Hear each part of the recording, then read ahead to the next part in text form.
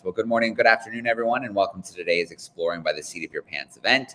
My name is Joe Grabowski, and I'll be your host for today. Happy World Ocean Week. Happy belated World Ocean Day. It has been such a great week so far. I am here live at the Explorers Club in New York, in Manhattan, and we've had just such an incredible series of events in partnership with the Explorers Club, talking to ocean scientists, explorers, researchers, filmmakers, conservationists, artists. It has been just a blast, and we still have 2 days to go.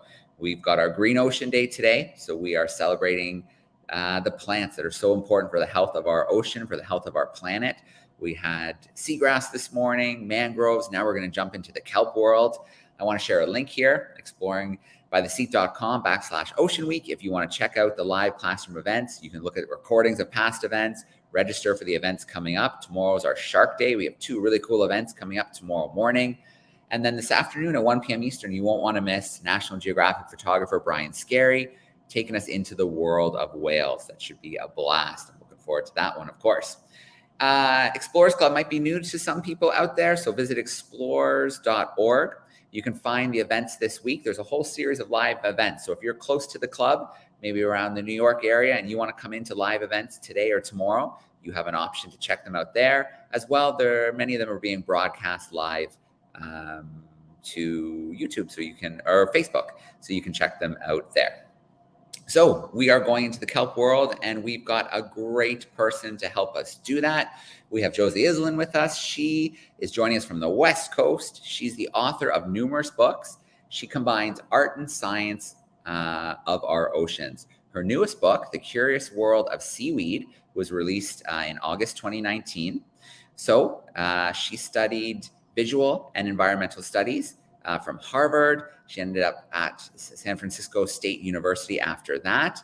And so her writing and art have really focused on seaweed, on kelp, the sea otter, and it's really put her on the forefront of ocean activism. And she's collaborated with scientists and groups working to help protect kelp forests of our Pacific Ocean.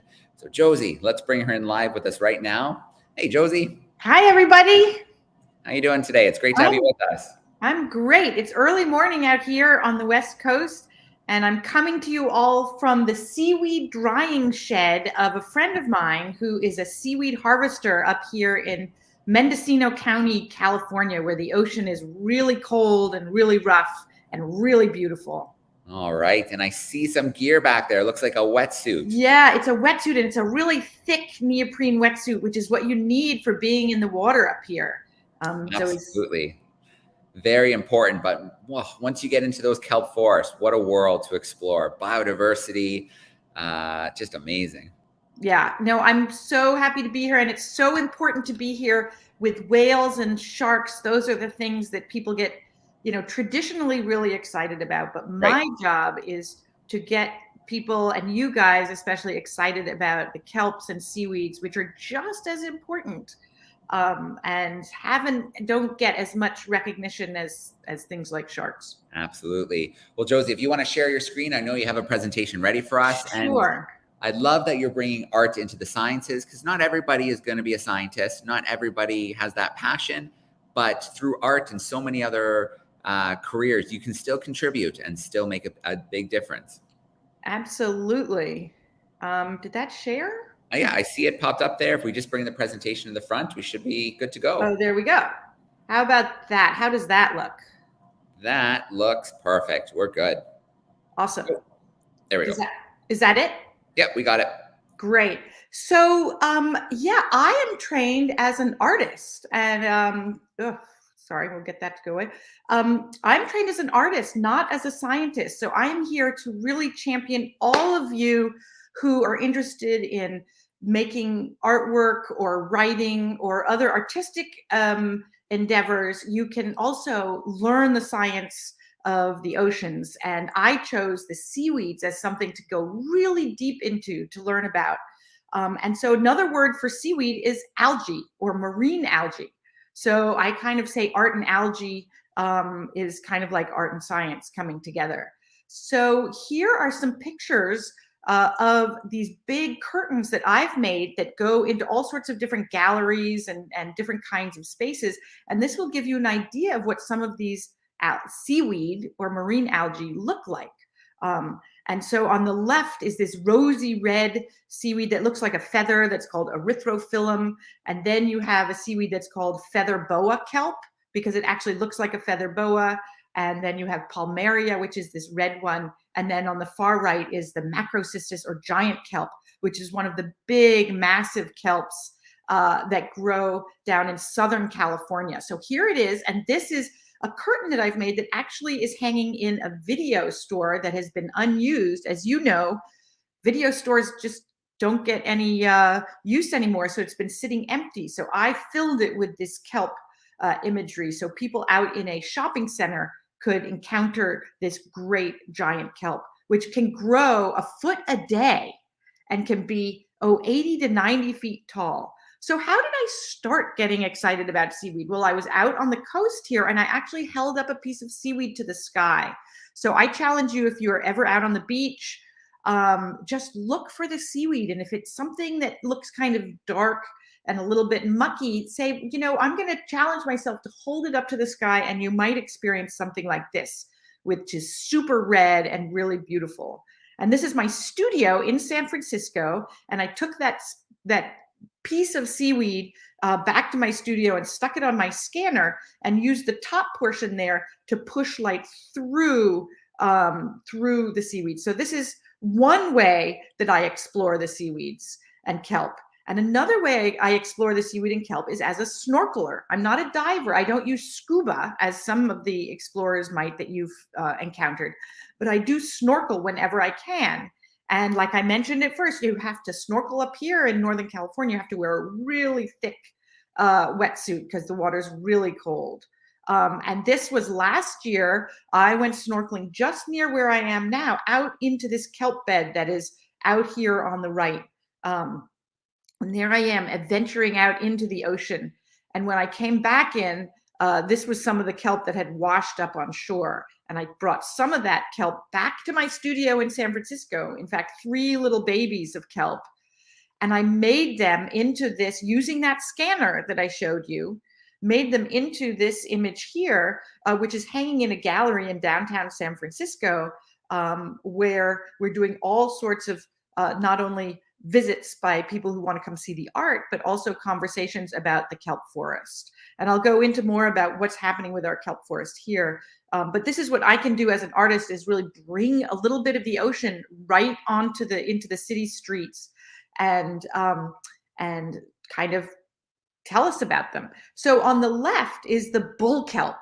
So out here in California on the beaches, you find this big, heavy, long stipe with a big bulb at the end, and then these blades that flow out, and that is our bull kelp, or Nereocystis. And that's what I spend most of my time thinking about. And this is another gallery installation where I got to collaborate with a whole bunch of scientists to kind of bring their world out to people like you. And so I love, love, love working with scientists, and they like my work as well. So this is what I can create with my scanner. I can create these really vibrant pictures. And whoever thought seaweed could be this color red? And this is really the color of this seaweed. And this is what I get to write about. And these are these really cool seaweeds out here called sea sacs. And they actually are like these fingers that grow up from the rock and have all this water in them. They have the ocean right inside of them. Because you have to remember that seaweed, when the tide goes out, it has to stay wet, or it has to stay alive in that drying period, because the normal world for our seaweeds is very different than the normal world for us. Its world is wet. So you can actually squeeze these sea sacs and they make little spraying things. And here's a feathery seaweed. I'm going to just bomb through this and get to the kelp. This is the feather boa kelp, which is so wonderful and wacky. It's really a favorite of mine. You can see what I can do with my scanner to bring these from the ocean out into the world. And I can experiment with how to make images. And then this experimentation can get me to ask questions. And then I can write about what those questions are telling me. And I also make sunprints, or cyanotypes. And I hope you all get a chance to make sunprints. I would love to come to your classroom to make sunprints with you using my my seaweed specimens. This little sausage-like one here on the left is called a cytosiphon. And I get to put my scans inside of its cyanotype, so that I can really combine the red. This is really the color of this seaweed, is this red. And then I've put it on in its shadow of its blue cyanotype. So it's kind of playing. I get, as an artist, to have the seaweed itself, the scan of the seaweed, play with its own shadow. And then that gets us thinking about, wow, I never thought about seaweed like that before. I never thought seaweed could be this beautiful. And then that lets us go learn about its color. Wow, well, seaweed comes in 3 colors of red, the greens, and the browns. And here's a book that I made called An Ocean Garden, The Secret Life of Seaweed, which explains some of this stuff. And this is my next book. This is a brown seaweed called bladder chain rack. But I want to get to the bull kelp story, because that's the story that I am most interested in. So here's a picture of where I am right now. So I'm going to go to this place in about 2 hours when the tide is low. And in California, we have these big winds that come in the springtime, and they push the surface waters of the ocean away. And that allows that deep, rich water to well up, to come up from the deep. And that upwelling, that it's called, is full of nutrients and good food for not only the whales and the sharks, which it's super important for, but also for the seaweeds. So under this water here, there's all sorts of seaweed growing, even though it's so rough. There's all sorts of seaweeds and kelp growing. And this is what it kind of looks like when you go out on the beach. And most people kind of go, ew, that's a little bit slimy, and it might smell a little bit. And you have lots of kelp flies all over it. But when you look at this, you'll see, wow, look at all the different textures there are and the different colors. Wow, there's so many different, you can see some of the seagrasses. You probably talked about seagrasses this morning. Well, those are really important out there, and they're part of all of this stuff. So here's how we can start thinking about the seaweeds and the kelps, is that they break down into 3 color groups. The reds have a red and a blue pigment that combine to capture the sun, because these are all photosynthesizing plants. I mean, we don't really call them plants, we call them algae, but they're like our plants on land, where they're gathering sun and they're using that to fuel growth. They photosynthesize. So the green algae there that you see in the middle, that has chlorophyll in it. And chlorophyll is what all the plants on land use to capture sunlight to drive photosynthesis. Well, guess where all the plants on land came from? They came from this green algae, this green seaweed. It evolved to migrate from the ocean up onto land. And then that is what evolved into all of the plants on land. That's why they have the green chlorophyll. But in the ocean, they have these different colored pigments to collect different kinds of light. And the brown seaweed there includes the kelps, and it has a brown pigment in it to collect light that combines with the chlorophyll to make these beautiful golden colors and olive colors. And so the kelp I want to talk about today, because it's really important for us out on our coast here in California, is bull kelp. And these are 2 teenage bull kelps here that I found and brought into my studio. And the kelp have just some basic parts, which is a holdfast at the bottom there, at the end on the left, which is holding this kelp to a rocky surface on the bottom. And then it has this long stipe that is growing up and pushing, and the bulb is full of gas and pulling that stipe up towards the surface.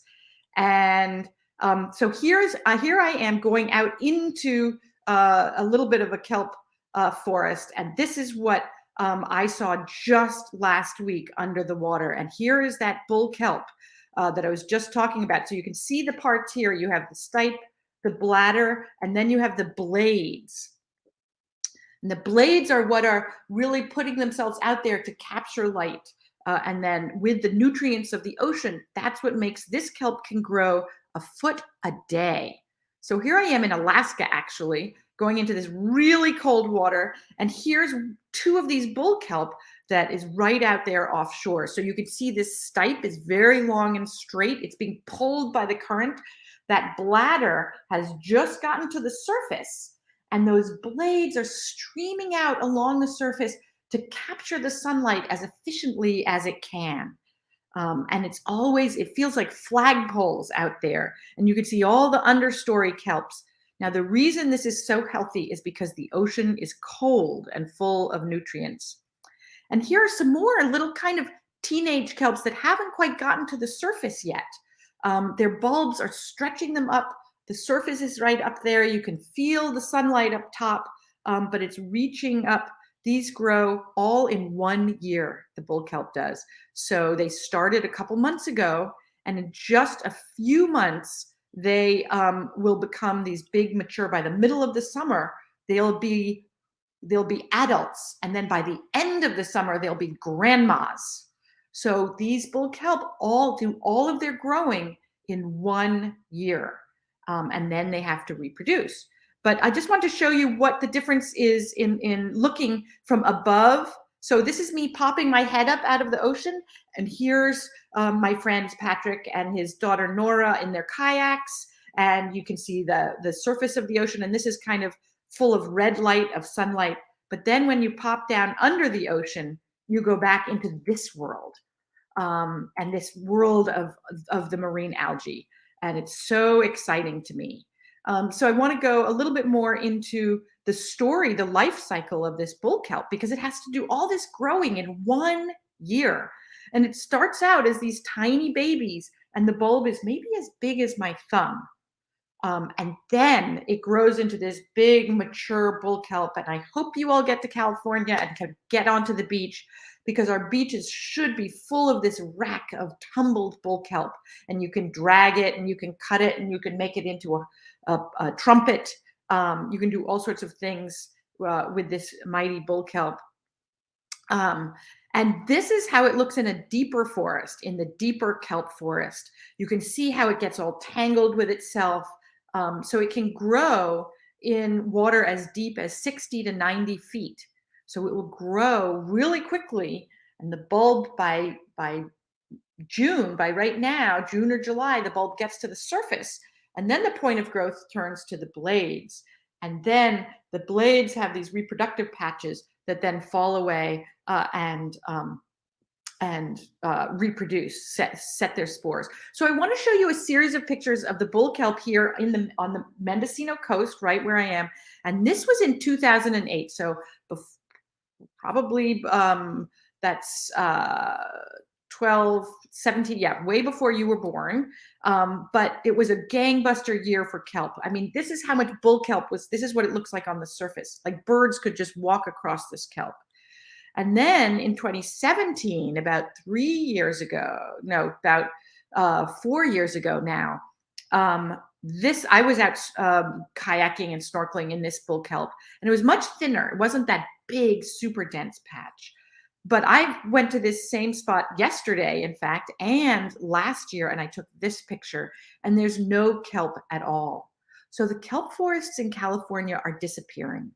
And this is a huge concern, because inside the kelp forest is where you have all sorts of other animals that live. The fish, the starfish, the sea urchins, we have abalone here, which are these big sea snails. And so what is happening out there under the ocean? Why is our kelp forest going away? And so what you have here is a picture of, this was from me snorkeling a few years ago, where you have this beautiful bull kelp. I'm underwater now, on the left here. And then on the right, you have these purple sea urchins that have taken this kelp and they've pinned it to a rock face, and they are gobbling it down. Sea urchins love kelp. So sea urchins are what we call herbivores. They eat the herbs or the plant life under the ocean. So lots of snails and limpets and sea urchins, they all eat the seaweed. That's what they eat. And this population of purple sea urchins has exploded in our California waters, and it's turned what was the kelp forest into this kind of carpet of purple urchin. And this is called an urchin barren. And there is no kelp. These urchins just gobble up all those baby kelp that I showed you that were very tiny. Well, they're very easy and very delicious to eat. So this urchin population has exploded. And you see right in the middle of there, that's an abalone. So that's a kind of a cool sea snail that also eats kelp. And the abalone population has not had enough kelp to eat, so it's not doing very well. So there are two predators of the sea urchins. What was keeping this all in balance that made us go from this nice kelp on the left here to this urchin barren? And what let this population of urchins explode? Well, we had a whole number of events that happened here, and there are two predators of the urchins that disappeared. And the one main predator of the urchin is the sea otter. So sea otters love the kelp forest. They love, you can see this sea otter here is eating an urchin. They love to eat urchin. They can eat lots of urchin. They have no blubber like a seal. So sea otter depend on their fur for keeping warm. And they have to eat a lot of food to keep that body temperature up. But unfortunately, the sea otter up here in Northern California were hunted because of that fur. They were hunted to extinction 150 years ago, long ago. The sea otter were wiped out up here. So there was another predator that was keeping the sea urchins in control and eating the sea urchins and keeping their population in control. And that's this sunflower sea star, this huge predator starfish called the sunflower sea star. Or Pycnopodia. And this guy can actually, if you Google sunflower sea star eating an urchin, you can find some videos of it crawling pretty quickly over the seafloor. This is an enormous starfish. But we had a horrible starfish wasting disease, and all of these starfish disappeared from the waters. So we've had the result is way too many urchin. So right now here we have people who are coming into these areas, these coves, and trying to pull the urchin out themselves, trying to act as the top predator so that the kelp can grow. And we do have some kelp growth coming back. That's why I'm up here right now, is that I'm here to see what's happening out there this spring under the ocean after we've pulled some of the urchin out. But this was a piece of artwork that I made a couple of years ago when I was really feeling sad about this kelp that I love disappearing. So I kind of made this ghost image, feels a little bit like a ghost kelp. And I kind of put that ghost kelp on top of this picture that was made in 1840 by a wonderful naturalist. He was a scientist, but he really was a scientist that turned into being an incredible artist. And his name was Alexander Postels.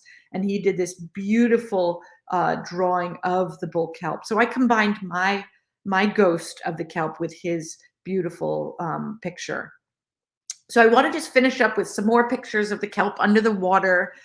This was again from just last week when I was in Alaska, which is very similar. The water temperature is very similar to here in California, with the bull kelp streaming out in the spring waters just below the surface. So I just wanted to finish with some pictures of just a variety of seaweeds, but there's bull kelp in each one. And if you guys can identify where the bull kelp is, this could be, I don't know, Joe, if you can make this a little quiz, but this is 5 kelp. And if you guys could point to which one is the bull kelp, that would make me happy. But we have sugar kelp, we have kombu, which is, I'm going from left to right, sugar kelp, kombu, an egregia or a feather boa kelp, and then we get the bull kelp, and then we get another kelp called Costaria costata. So can you guys find the bull kelp in this image? So I've layered all sorts of my different seaweeds together, and I have on the way left those series of funny shapes that are stacked on top of each other. That's the giant kelp, or macrocystis, that's much more common in Southern California and in warmer waters. But you can probably recognize those two little teenage bull kelp that I showed you earlier. That's kind of down there on the lower right-hand side. So this is kind of my rendition of the richness and abundance and variety of seaweeds that we find right out here on our coast. I'm going to go at low tide today. I'm going to go out to the rocky shore, and I'm going to be seeing lots of these different seaweeds and being, ooh, wow, look at that. Aren't they fabulous? And here's another one. There's two bull kelp in this picture here, amongst all the feathery Gloeophonia and this very purple Maziella, which is purple because it has that red and blue. What happens when you put red and blue together?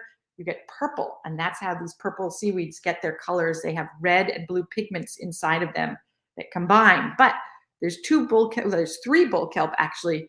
Down on the lower right, you have this jazzy two young bull kelp there, and then you have the bigger green kelp that is looping around up on the upper right.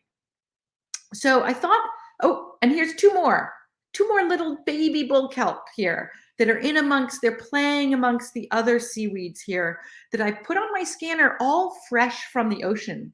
So these, you can see some of the outlines of the water there, of the ocean water. These I put on my scanner right from the beach or where I've collected them. So they kind of are holding some of the ocean with them. And then there's these two baby bull kelp that go right up the middle there. So that's how they might have looked. Oh, if we're in June now, that's probably how they looked last month. And now you got to see how they look when they're just a little bit older out there.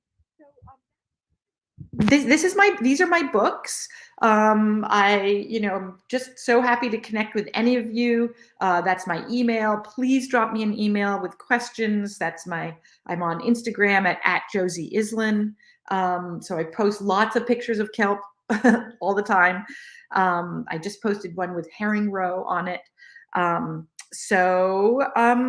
hope that there's time for questions.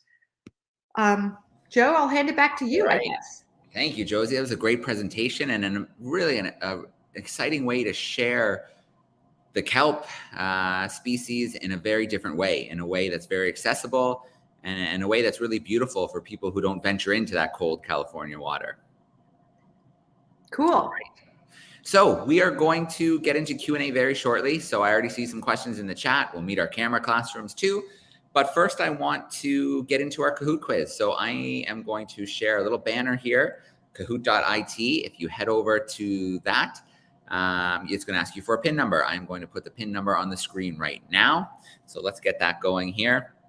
If you're lucky enough to have one-to-one tech, then you can do this right at your seat and compete along with us. If not, no big deal. Your teacher could maybe pop this up on the projector screen at the front of the room, and you can shout out your answers to him or her. So here's our PIN number. It is 319-0368. So let's see if we get a couple classrooms in here, maybe a few individual students, and then we'll go head to head. How many questions? I did 5 questions this time, I believe. A few true and false, a few multiple choice. Things to think about. You want the right answer. That's important. You want to get it in as quickly as you can. That's worth even more points. And then you also, if you get it wrong, even if it's really fast, no points. So correct answer, and then getting those answers in nice and quick. If it's easier and you have your device, well, you can do a little scan of that QR code, and that should bring you right in, and you're able to compete. So I can see a couple classroom groups have joined us. Some of these will be classrooms. Some might be individual students. And you get kind of fun little names, right? We've got animal names that are picked automatically for you, like the genius lizard and the Arctic gator and the lively lobster.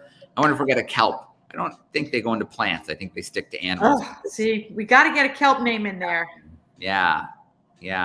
Polite bobcat, swift penguin. Yep, definitely looks like they focus on the wildlife. But as we learned today, we've learned all day today, and that plant life is so important, whether on land or in the water, to our ecosystem. Because we have to remember, it's the bottom of the food chain. Mm-hmm. It's what everyone starts with. All those snails that eat the algae get eaten by crabs, get eaten by sea otter. Yeah.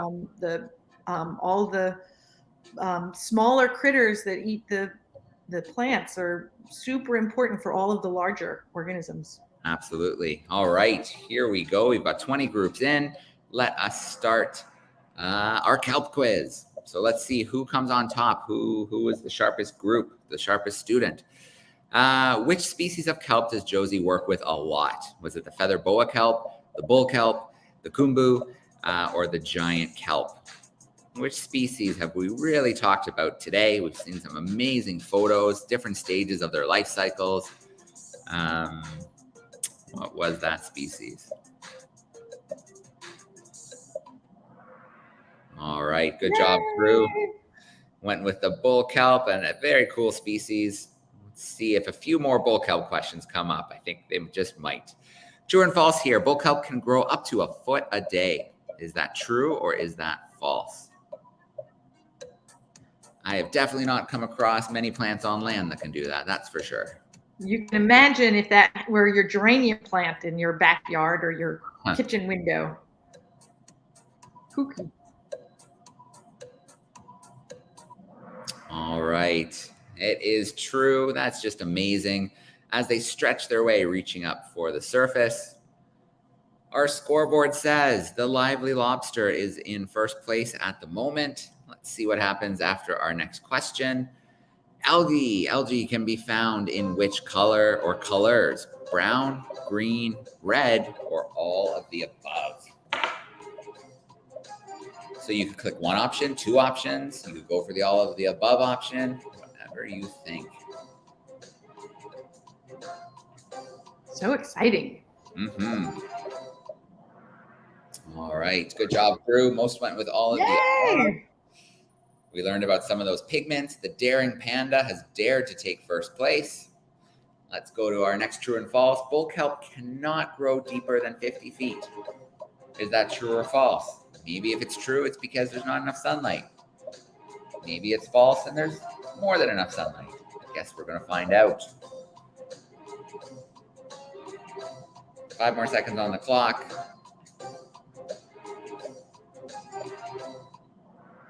All right, we know that that's false. Josie, I believe you said between 60 to 90 feet?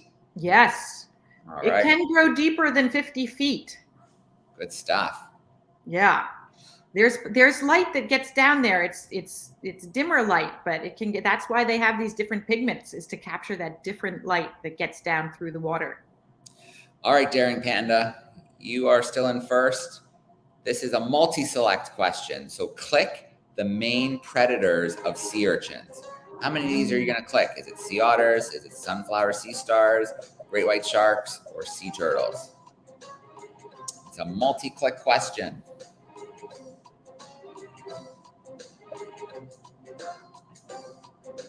Great questions here.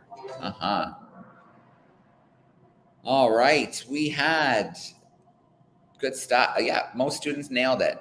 Click otters, awesome. click sunflower sea stars. Very cool. All right, let's come back. Let's look at our podium. Third place. Who's got that spot? The fast dog. In second place, we've got the smart quail. And taking that top spot, the kelp champ for today was the daring panda. Was able to hold on for a few questions at the end. All right, well, let's come back from that screen share because we definitely have time for some Q&A action. So let's get into that. And then we'll let Josie go and jump into the kelp and see what's out there. So we're going to go to some camera classrooms. We'll go to some YouTube questions. I see lots there. Miss Cottrell's fifth graders are hanging out with us. Let's bring them in and see if they have a question for us. Hi, you guys. Joining us from New York. Ooh, cool. My question is, if all the kelp in the world disappeared, what would that do to the ecosystem?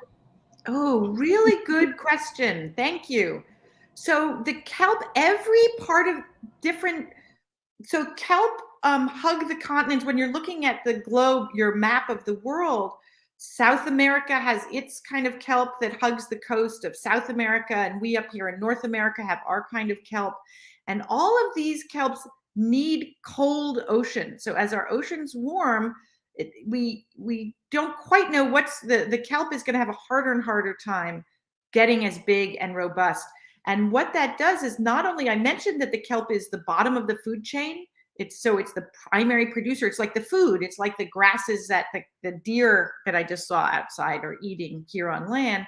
You won't have as much of that kind of food source for some of the snails and the limpets and the urchins and all of those other organisms that you love to go look at when you go out to the tide pools. But the other thing that kelp does that's really important and is it makes the kelp forest. And the forest underwater is like the forest on land, where it's where all these other creatures live and where they can, like it's fish love the kelp forest because when a seal is coming for them, they can duck into the kelp forest and they can hide. Well, so that's good for the fish. And the seal knows that when it needs to go find its lunch, it can go into the kelp forest and find its prey, so to speak. So it's a place where predator and prey both can kind of live. And the other thing is that the kelp forest also is what we might call a nursery. So a lot of the organisms in the ocean, and you might have learned this, have this pretty cool baby stage, which means they're larvae. They kind of float as larvae when they're young.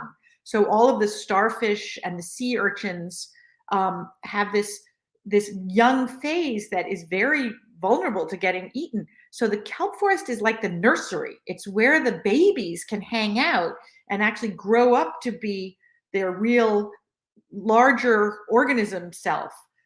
So without that, they're in much, much more danger of being eaten by all those other ocean-going creatures. So it's called a habitat engineer or an eco-engineer. It engineers a place to live for so many other organisms. So you lose that and you get just a much simpler ocean system, and that's what we want. We just need to keep our oceans cold. All right, we do. We need those cold, nutrient-rich waters. They're so important. You may not like jumping in them all the time, but we definitely need them. Miss Hatumsgru is joining us in Ottawa, so joining us from Canada. Hi, you guys. Today? There they are. Cool. So exciting. Mm-hmm. All right. Do you have a question for us? We're ready.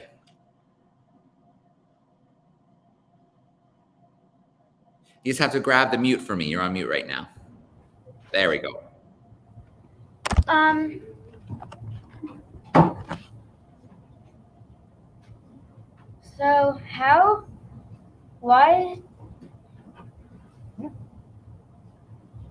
So what kind of chemical was the chemical that took out all the sunflower starfish?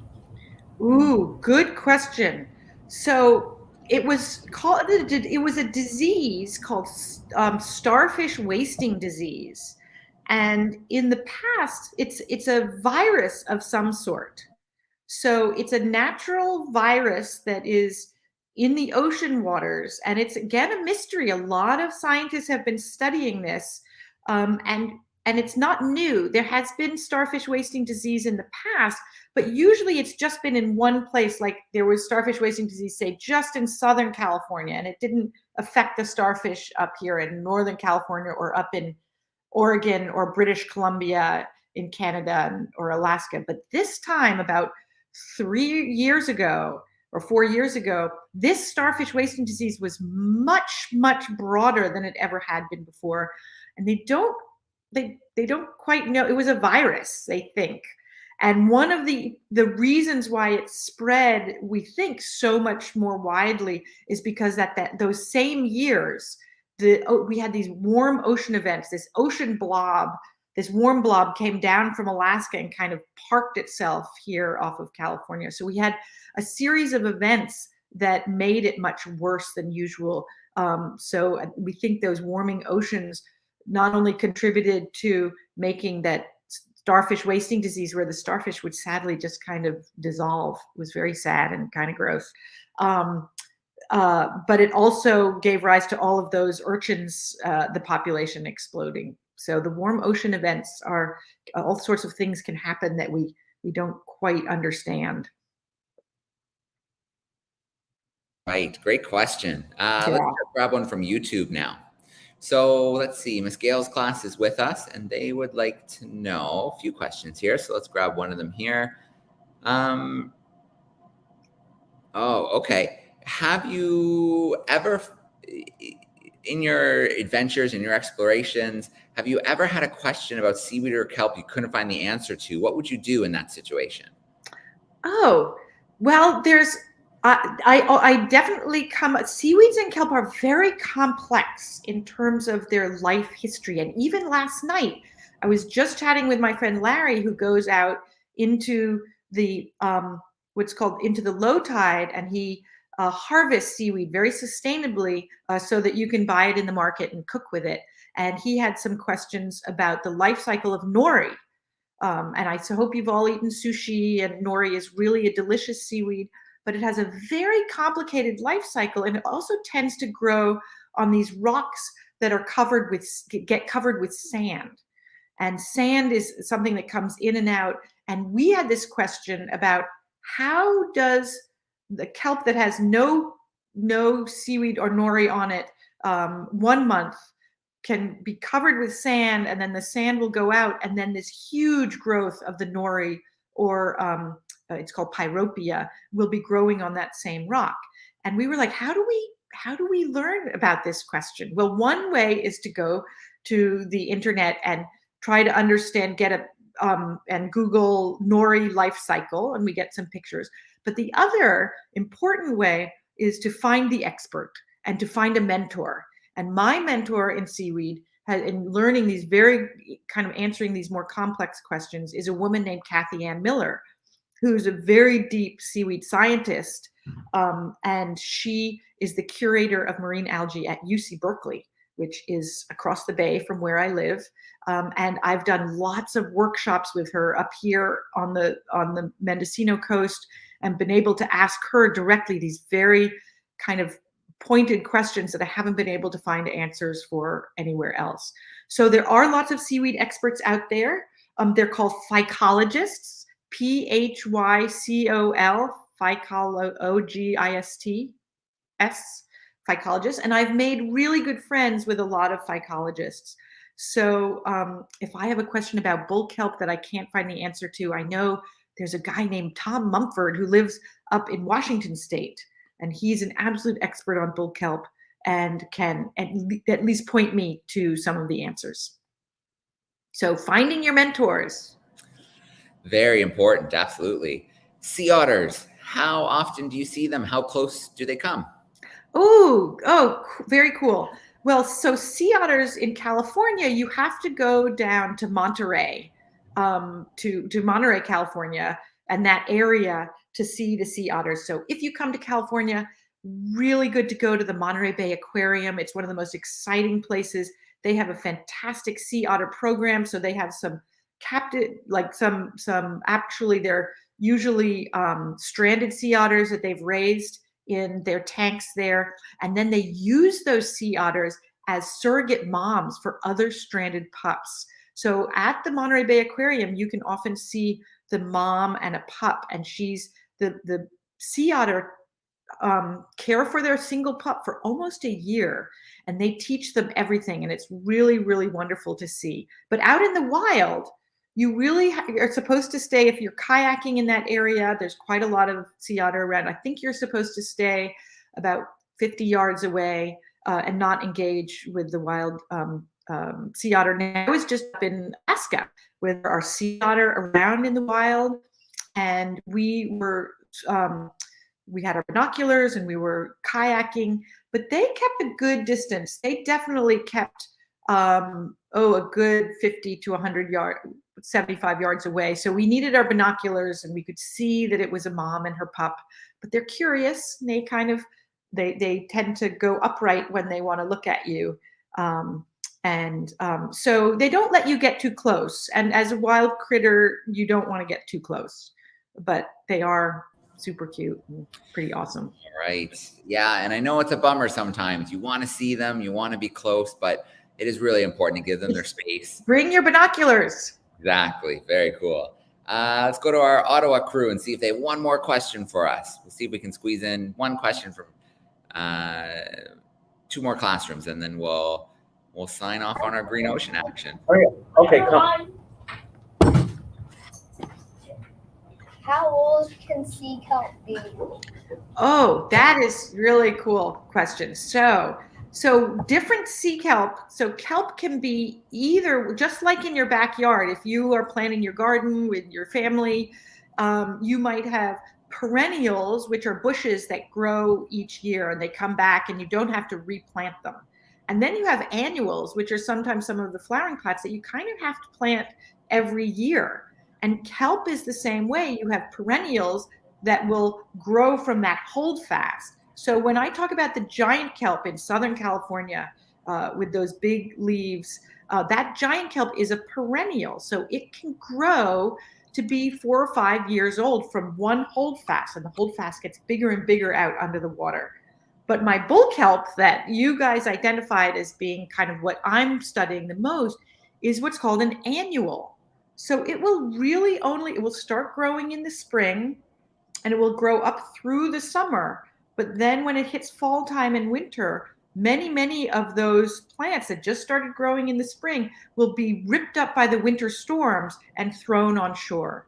And that will be the end of its life. It's really an annual. It will only, some of those kelp will last until the next season. So maybe they'll get to be 1.5 years old. And in bull kelp world, to be 18 months old is like you're a grandma or a grandpa. There is one kelp called, it's winged kelp or walking kelp called Terragofera. And it can grow up to 17 years old. And that's really, really old for a kelp. And those are very special. And so you'll find those up here as well. So it's not like trees on land. Okay, and our New York crew, do you have a final question?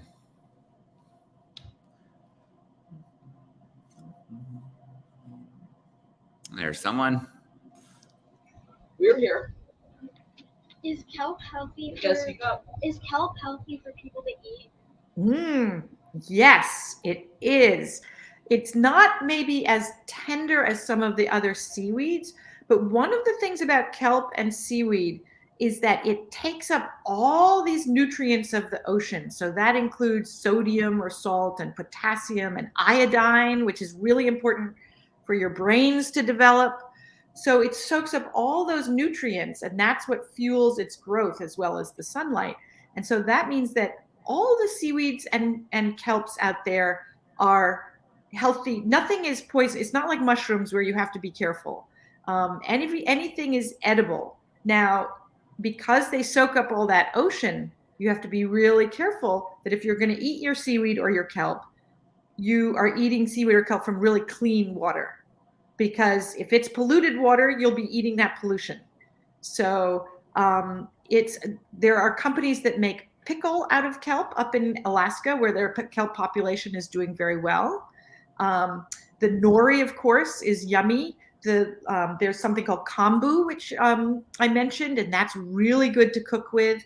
And it all gives you these really good minerals and nutrients that are directly from the ocean. So yes, it's good to, you can find seaweed products out there in your, often you can find dried seaweed in your grocery stores. They're very healthy for you. All right, great question. Well, let's start off with a big shout out to our classrooms. Thank you so much to our classrooms. Thank you so much to our classrooms tuning in via YouTube and the ones who will tune in later today as well with the links. Great questions. Thanks for playing Kahoot with us. I do want to mention, Josie, a shout out to you being named one of the Explorers Club 50 this year, which is really, really cool. I'm really honored. Explorers Club, the last 2 years, has been looking around the world for a wide group of scientists and explorers and artists and conservationists and engineers and so on who are doing exciting work. So it's really great and exciting to be nominated and make this group. So huge congratulations to you, Josie. Oh, well, I'm super honored to be part of the group. All right, we'll flash up the link one more time, exploringbytheseat.com/Ocean Week. Brian Scary, whales at 1 p.m. Eastern today. And tomorrow we have some shark action in the morning at 10 and 11 o'clock Eastern. You don't want to miss it.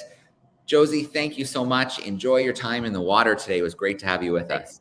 Okay, bye-bye, everybody. Thanks. Keep All right, looking out for kelp and seaweed.